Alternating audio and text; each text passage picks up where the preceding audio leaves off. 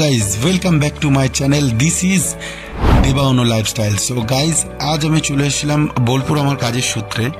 তো ভালো একটা ব্লগই করা যাক। তো বোলপুর স্টেশন থেকে বেরিয়ে আমি একটা টোটো রিজার্ভ করে নিই। তো আমি আমার কাজ গন্তব্যস্থলে চলে যাই। তো সেখানে ভিজিটটা সারার পর খুব তাড়াতাড়ি হয়ে গেছিলো, আমার হাতে অনেকটা সময়ও ছিল।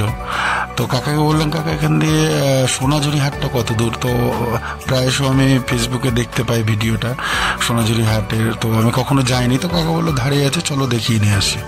তো বেরিয়ে গেলাম সোনাঝুরি হাটের উদ্দেশ্যে। তো রাস্তার চারিপাশে প্রচণ্ড অসংখ্য হোটেল আছে, রিসর্ট আছে। তো তোমরা আসতে পারো, থাকা খাওয়ার কোনো সমস্যা হবে না। আমরা সেই রাঙামাটির পথ ধরে এগোতে রইলাম সোনাঝুরি হাটের দিকে। তো খুব সুন্দর পরিবেশ, চারিদিকে জঙ্গল, নিস্তব্ধ এরিয়া এবং খুব অনেক দোকানপাট, রেস্টুরেন্ট, ছোটো ছোটো খাবারের দোকানগুলো পেয়ে যাবে। খাবার দাবার এই সমস্ত কোনো সমস্যা হবে না। তো আমরা প্রকৃতি ভবনটা পার করেই চলে এলাম আমাদের সেই গন্তব্যস্থল, যেটা সোনাঝুরি হাট। তো অনেকেই তোমরা এসছো এই সোনাঝুরি হাটে। তো আমি প্রথমবারই এলাম। আমি ভিডিও এবং ফেসবুকে সমস্ত সোশ্যাল মিডিয়ায় দেখেছি, কখনো আসা হয়নি। তো একাই ছিলাম টোটোতে, যেহেতু রিজার্ভ টোটো ছিল। কাকাকে বললাম, কাকা তুমি টোটোটা দাঁড় করিয়ে কিছু খেয়ে নাও, আমি একবার ঘুরে আসছি। তো তোমাদের সাথে পুরোটা শেয়ার করে নিচ্ছি যে কোথায় কি পাওয়া যাচ্ছে, কেমন কি দোকান আছে। সত্যি অসংখ্য সোনাঝুরি গাছে নিচে ছাতাও অসংখ্য গাছের মতনই। তো তার নিচে খুব সুন্দর তাঁত বলো, সুতির সমস্ত পাঞ্জাবি শাড়ি, মেয়েদের কুর্তি, সমস্ত কিছু আছে। তো আমি একটা পাঞ্জাবি দেখছিলাম, খুব সুন্দর কালারফুল এবং হাতেরও কাজ আছে অনেক। তো সাইজে ঠিক পছন্দ হলো না, তাই নিলাম না। তারপরে আমরা মেন সোনাঝুরি হাটে মেয়েদের জন্য যেমন সাইড ব্যাগ, অনেক ধরনের ব্যাগ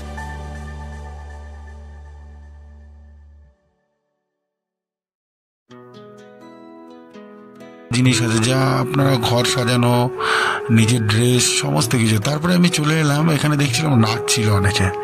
তো মেনলি সোনাঝুরি হাটে এইটা হচ্ছে সব থেকে খুব সুন্দর একটা দৃশ্য। সাঁওতালি নাচ করা যায়, সামান্য কিছু পয়সা দিলে এদের সাথে সাঁওতালি নাচে অংশগ্রহণও করা যায়। তো এটা দাঁড়িয়ে দেখছিলাম, তো একটা ভিডিও করে নিলাম। খুব সুন্দর লাগছিল সত্যি, এদের গানের সাথে বাজনার সাথে এইভাবে ঘুরে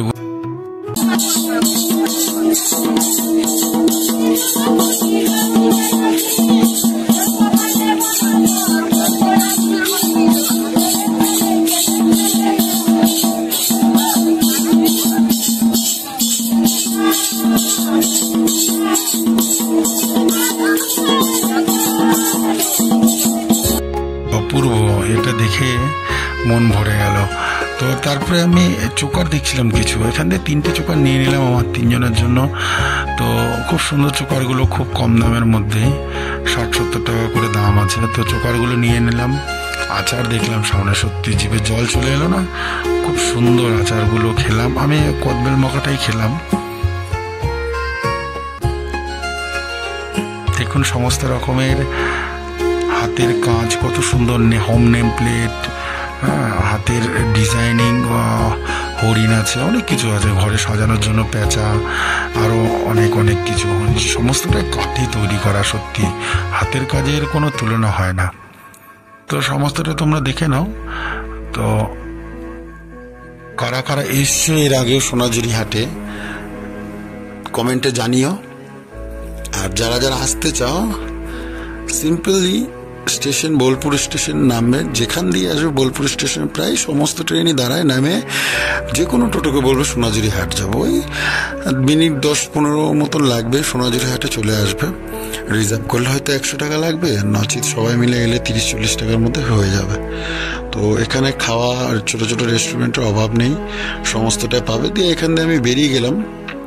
তো আমরা ঠিক এই মোড়টা দিয়ে বেরিয়ে স্টেশনে যাচ্ছিলাম, আমার গাড়ি আছে, আবার আমাকে ব্যাক করতে হবে, অনেকটা বেলাও হয়ে গেছিলো। ওখানে অনেকটা টাইমই কাটালাম। সত্যি অপূর্ব জায়গা, বীরভূম এর মধ্যেই বোলপুর শান্তিনিকেতন জায়গাটা সত্যি অপূর্ব, একটা আলাদাই ভাইব। মানে চারিদিকে জঙ্গল, গাছপালা, প্রকৃতি, নেচারের সাথে থাকতে আলাদাই একটা ভালোবাসা আসে। তো এইখানটা যেটা দেখছেন এই বট গাছটা বড়, এটার নিচে নাকি আমাদের রবীন্দ্রনাথ ঠাকুর তিনি বসে কবিতা লিখতেন। তোমাদের যদি আমার এই ব্লগটা ভালো লেগে থাকে অবশ্যই লাইক অ্যান্ড কমেন্ট করবে, সাবস্ক্রাইব করতে ভুলবে না। দেখা হচ্ছে নেক্সট ব্লগে, ততক্ষণ